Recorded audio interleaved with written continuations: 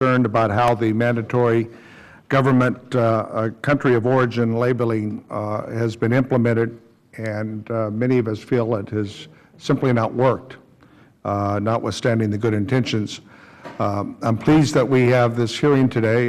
Chairman Conway, I want to thank you and Chairman Rouser for your efforts collectively to look at how we change this country of origin labeling for beef, pork, and chicken products.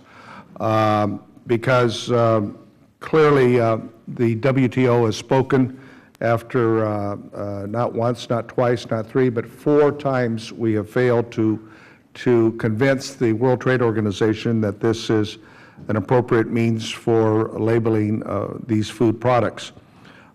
Let's be clear, right now, this today is no longer about labeling. This is to ensure that we aren't dealt a devastating impacts to our agriculture economy through economic tariff retaliations. It's happened before. With yesterday's ruling by the World Trade Organization, we now face, within months, harsh retaliations from 2 of our largest trading partners, Canada and Mexico. The Canadian government has already published a list of commodities that will be subject to retaliatory measures, and its estimates that the impact could be well over $1 billion.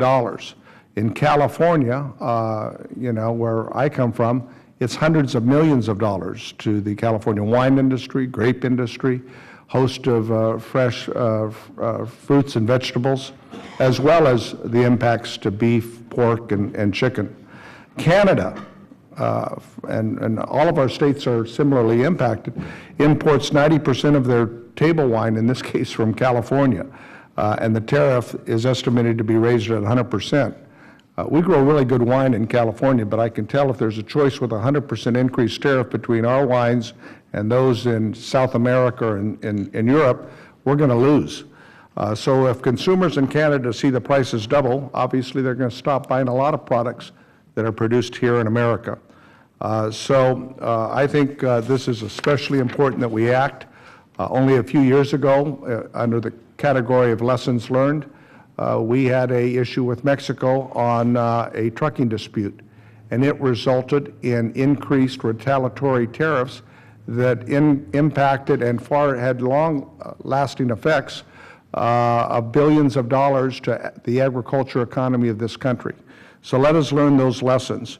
And no one wants to see, I think anywhere in this committee, no matter how you feel about the country of origin labeling, these retaliatory effects taking place. But a recent United States Department of Agriculture study showed that consumers did not factor in their meat purchasing decisions by the labeling. It was price and it was the quality of the product they saw at the grocery store that ultimately made their determination. So in conclusion, I think we have the data, we have the studies, and we have the World Trade experience, the WTO, to show that it's time that we fix the problem that we've had for a number of years with cool.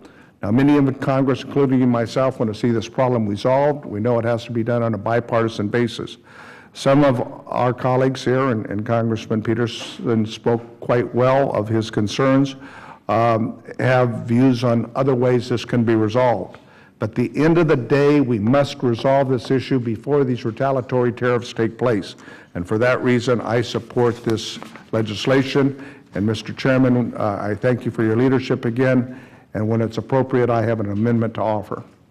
Thank you, gentlemen. Our other